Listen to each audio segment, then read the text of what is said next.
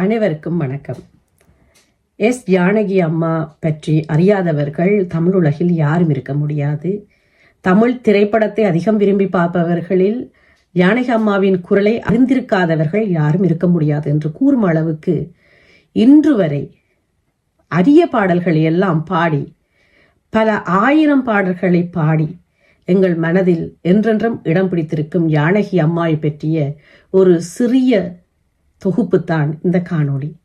யார் இந்த ஜானகி, எங்கிருந்து வந்தார், எப்படி திரையுலகுக்குள் வந்தார் என்று அறிய வாருங்கள் என்னுடன். எத்தனையோ தமிழ் பாடல்களை ஜானகி அம்மா பாடியிருந்தாலும் கூட அவர் ஒரு தமிழர் அல்ல, தெலுங்கர் என்பது அனைவருக்கும் தெரிந்திருக்கும் என்று நினைக்கிறேன். இசைக்கு மொழி கிடையாது. அதே போல ஜானகி அம்மா தெலுங்கு தேசத்தில் பிறந்திருந்தாலும் எங்களுக்கு அவர் எம்மவர்தான். ஆனாலும் அவர் பிறந்தது தெலுங்கு தேசத்தில் குன்னூர் மாவட்டத்தில் பட்டிலாம்பட்டி என்ற ஒரு கிராமத்தில் 7வது குழந்தையாக பிறக்கிறார். வீட்டில் அவருக்கு மேலே அவரை கொண்டு செலுத்தும் சகோதரர்கள் நிறைய பேர். ஆகவே சுட்டியும் குறும்புத்தனமும் அதிகம் நிறைந்தவராக இவர் இருக்கிறார். காதில் கேட்ட பாடல்கள் எல்லாவற்றையும் 3 வயதிற்கு முன்னமிருந்தே மனப்பாடம் செய்து அச்சு போல அப்படியே பாடும் ஒரு பக்குவ நிலையை கொண்டிருந்திருக்கிறார் ஜானகி அம்மா.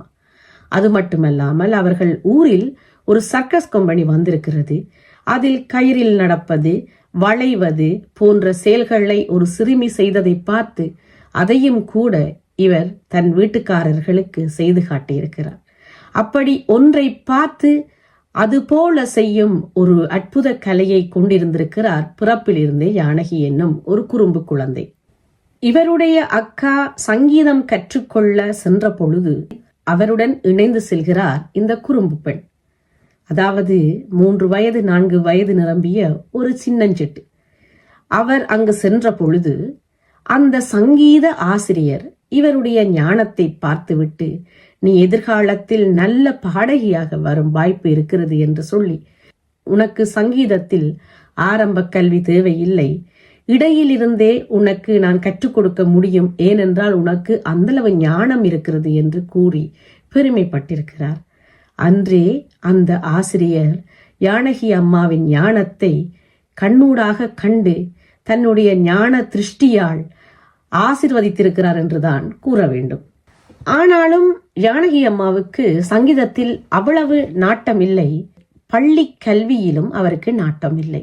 இருந்த போதும் அவருடைய தாயாரும் சகோதரர்களும் பாடும் கீர்த்தனைகளை அவர் பக்குவமாக கேட்டு பாடும் வல்லமை கொண்டவராக இருந்திருக்கிறார். பல கலை நிகழ்ச்சிகளில் அந்த நிகழ்ச்சிகளுக்கு இடையிடையே ஜானகிக்கு பாடும் வாய்ப்பும் கொடுக்கப்பட்டிருக்கிறது. இவர் ஆரம்ப காலத்தில் லதா மங்கேஷ்வர் அவர்களின் பாடல்களை சரியாக உற்று நோக்கி உச்சரிப்பு பிழையும் சுருதி பிழையும் இல்லாமல் பாடியிருக்கிறார். லதா மங்கேஷ்கரின் பாடல்களை இவருக்கு குருவின் பாடல்களாக அமைந்ததென்று கூறலாம். சின்ன வயதிலிருந்தே மேடை கூச்சம் எதுவும் இல்லாத ஜானகி அம்மா ஒரு கல்லூரி நிகழ்ச்சியில் இரட்டை ஜடை தாவணியுடன் பாடச் சென்ற பொழுது இவருடைய ஒல்லியான உடல் அமைப்பை பார்த்து அங்கிருந்த மாணவர்கள் கூச்சலிட்டிருக்கிறார்கள். ஆனாலும் அவர்கள் இட்ட கூச்சலை எல்லாம் காதில் எடுத்துக்கொள்ளாமல் தான் பாட வந்த பாடல், அதாவது ஒரு ஹிந்தி பாடலை பாடி அந்த கூச்சலை அமைதிப்படுத்தி தன்னுடைய பாடும் வல்லமையால் அந்த மேடையையே அலங்கரித்திருக்கிறார் என்று கூறலாம் ஜானகி அம்மா.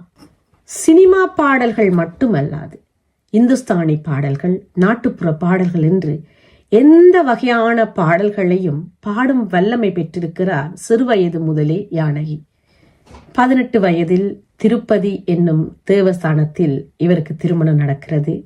இவருடைய இசை ஆர்வத்தையும் பாடும் வல்லமையையும் பார்த்து வியந்த கணவர், உன்னுடைய குரல் வெளி உலகத்திற்கு கட்டாயம் தெரிய வேண்டும் என்று விரும்பியிருக்கிறார். ஆகா, ஒரு கணவர் அப்படி அமைந்து விட்டால் கலையரசிக்கு உலகம் புகழ் மாலை சூடுவது அவ்வளவு கடினம் இல்லையே. அப்படித்தான் ஜானகி அம்மாவுக்கு இன்றும் புகழ் மாலை சூடிக்கொண்டிருக்கிறது இந்திய உலகம், அத்தோடு தமிழ் உலகம் என்று கூறலாம்.